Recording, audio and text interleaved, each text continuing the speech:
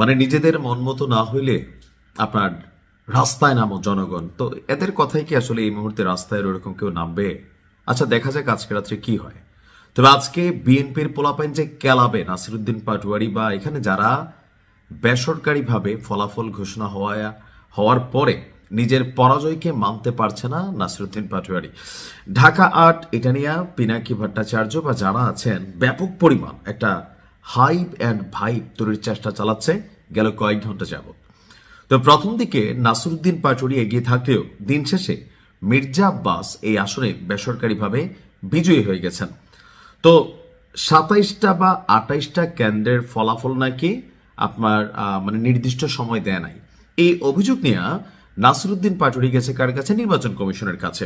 সেইখানে তারা দেখভাল করবে, কিন্তু নাহিদ ইসলাম তিনি চট করে ঢাকা ৮-এ এই তোরা রাজুতে আয়, মানে এরকম টাইপের একটা ডাক দিচ্ছেন কেন?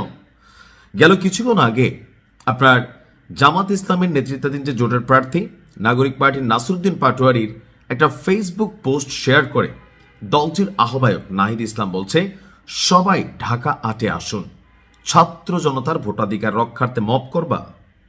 তো বিএনপি যদি ডাক দেয়, মির্জা আব্বাস যদি এখন ডাক দেয় যে খেলা হবে, গেল এতদিন যাবত যে জিনিসটার জন্য মির্জা আব্বাস ধৈর্য ধারণ করছে, এটা তো বাস্তবতা যে ওনারে ল্যাংটা করে ঘুরাবে, জ্যাঙ্গা পড়ে ঘুরাবে, ওনারে একদম নিশ্চিহ্ন করে দিবে। এই যে নাসিরুদ্দিন পাটোয়ারির থাকে না যে দায়ের থেকে আসার বড় টাইপের কথাবার্তা, যে নাহিদ ইসলামদের টিমটার এনসিপি ৫টা সিট নাকি পাইছে। তো এই ৫টা জামাতের দয়ায়, জামাতের ভোটারদের দয়ায় এরা হাসনাত আবদুল্লাহ ছাড়া, তাও হাসনাত আবদুল্লাহটা যদি ধরেন এখানে মঞ্জুল হাসান মুন্সি থাকতো কঠিন হয়ে যেত। শুধুমাত্র জামাত দয়া করছে দেখে এখন টিকা আছে। এখন দেখেন ফলাফল পছন্দ হয় নাই, সেজন্য ঢাকা ৮-এ আসে। আর এই যে সিন্নিখুর, পিনাকিদার, জিয়াফতখুর জনতা অনেকে হয়তো চলে যাবে। তো মির্জা আব্বাসকে বৈশাখ মুখে আঙ্গুল চষবে, এবার কিন্তু পিঠের চামড়া তুইলা ফেলবে এবং জাতি হিসাবে অনেকে এটা নিয়ে মজাও নিবে। আপনার নাহিদ ইসলাম শেয়ার করা নাসিরুদ্দিন পাটোয়ারির ফেসবুক পোস্টে বলা হয়েছে, ফলাফল পরিবর্তনের চেষ্টা চলেছে, সবাইকে সতর্ক থাকতে বলছে, নিজেদের ভোট কেন্দ্র পাহারা দিতে এখনো যারা আসেননি এগিয়ে আসুন। রাত ১:৩০টার দিকে কেন্দ্রের ফল পাল্টে দেওয়ার অভিযোগ করেন নাসিরুদ্দিন পাটোয়ারি। তার আসনের যিনি রিটার্নিং কর্মকর্তা তার কার্যালয়ে গিয়ে অভিযোগ করেন। তার প্রধান নির্বাচনী এজেন্ট শাহিন আহমেদ বলেন, বেশ কিছু কেন্দ্রে ভোট গণনা করে এজেন্টদের আটকে রেখে বাতিল ভোট যুক্ত করে এগিয়ে নেওয়ার চেষ্টা চলছে। তো এ নিয়ে আপনার আমরা যতটুকু দেখলাম যে মির্জা আব্বাসের এলাকা থেকে তারা এক ধরনের বক্তব্য দিচ্ছেন, আর নাসিরুদ্দিন পাটোয়ারি এবং কি পিনাকি ভট্টাচার্য আরও যারা আছে মানে বিএনপির মির্জা আব্বাস বিশেষ করে কয়েকটা মানুষকে টার্গেট করেছিল। এর মধ্যে পিনাকির সবচেয়ে বড় টার্গেট ছিল মির্জা আব্বাস, ইলিয়াসেরও সবচেয়ে বড় টার্গেট ছিল মির্জা আব্বাস। তো সেই মির্জা আব্বাসকে হারানোর জন্য সর্বোচ্চ মেকানিজম বা কি বলা হয়েছে ন্যারেটিভ তৈরির চেষ্টা চলেছে, কিন্তু দিন শেষে এটা বাংলাদেশ।